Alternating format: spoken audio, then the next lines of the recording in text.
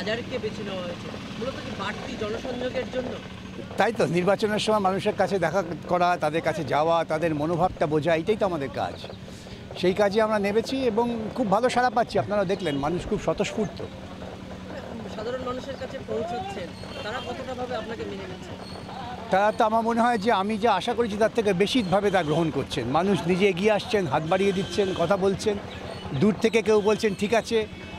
এ থেকেই মানুষের শারীরিক ভাষাটা খুব স্পষ্ট। এইরকম একটা ত্রাস যে এলাকায় আছে, সন্ত্রাস থাকা সত্ত্বেও মানুষ যে স্বতঃস্ফূর্ততা দেখাচ্ছেন, এটা খুব ভালো ইঙ্গিত।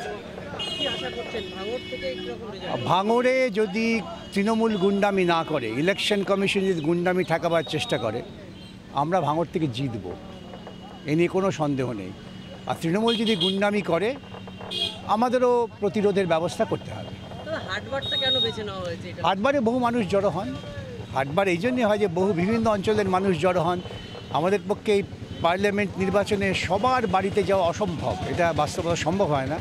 সেই জন্য যেখানে বেশি মানুষের সমাবেশ সেখানেই যাই।